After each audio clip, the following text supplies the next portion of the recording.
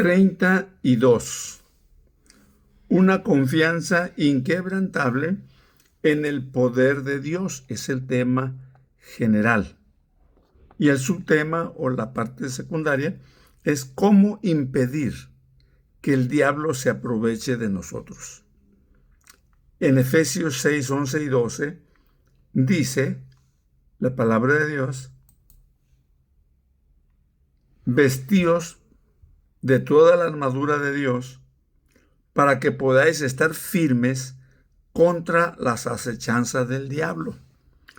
Porque no tenemos lucha contra sangre y carne, sino contra principados, contra potestades, contra los gobernadores de las tinieblas de este siglo, contra huestes espirituales de maldad en las regiones celestes. En esta guerra, para el diablo no existen reglas. Él no se sujeta a ninguna. No sabe hacerlo. No tiene palabra. Aunque lo prometa, solamente hay dos impedimentos: el de Dios y el de uno. Pero él va a lanzar la guerra. Uno va a impedir que él entre en nuestras vidas, o Dios también. Entonces, él tiene una ventaja sobre nosotros. No tiene reglas y por eso también ataca cuando él quiere. En cambio, nosotros, como seres humanos, conocemos las restricciones. Muchas veces se dice, por ejemplo, que uno decide servirle a Dios o servirle al diablo. Pero es probable que mucha gente no decida servirle al diablo en su mente. Mucha gente piensa que está sirviendo a Dios. Pero si no está sirviendo a Dios, entonces está sirviendo al diablo. Hay un principio que todo aquello que no hacemos para Dios, lo hacemos para el diablo. Por eso la palabra de Dios dice: todo lo que hagáis, sea de palabra o de hecho, hacedlo todo en el nombre del Señor Jesús. Nosotros conocemos restricciones. El diablo no conoce restricciones en él mismo. Las restricciones nuestras pueden ser éticas, morales, legales, emocionales, espirituales. Pero el malandro no reconoce ninguna. De esta manera, Satanás tiene esta ventaja. Por eso se dice que Satanás tiene una ventaja sobre nosotros. Cuando merodea por el mundo caído, él busca engañar, perturbar, destruir, etc. Según lo dijo el Señor Jesucristo en el Evangelio de Juan, capítulo 10, versículo 10. Dice: el ladrón no viene sino para hurtar y matar y destruir. Pero el Señor dice: yo he venido para que tengan vida y para que la tengan en abundancia. Entonces, sabiendo estas formas, podemos estar apercibidos. Porque viene una pregunta: ¿cómo podemos impedir que saque ventaja? Vamos a decirlo de otra manera, ¿no? Se le da ventaja al diablo siempre, sería un punto aquí, siempre que se tolera el pecado. Escuché muy bien. siempre que se tolera el pecado. Vamos a decir algo más fuerte más adelante. Entendemos y estamos conscientes y de acuerdo que la tolerancia es una virtud cuando se trata de tener paciencia, cuando se tienen ideas diferentes, cuando se tienen gustos diferentes.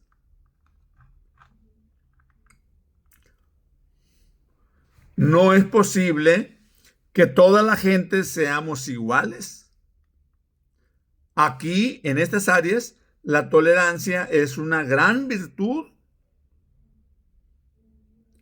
porque esa tolerancia significa vivir en paz con otros,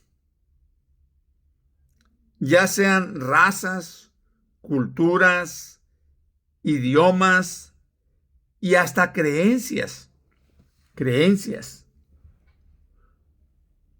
Entonces, esta tolerancia, vuelvo a repetir, se convierte en una virtud, pero no confundamos. Hay otra clase de tolerancia, que esta se le da ventaja al diablo cuando se aplica en la vida. Y esta clase de tolerancia es tolerar lo que Dios abomina.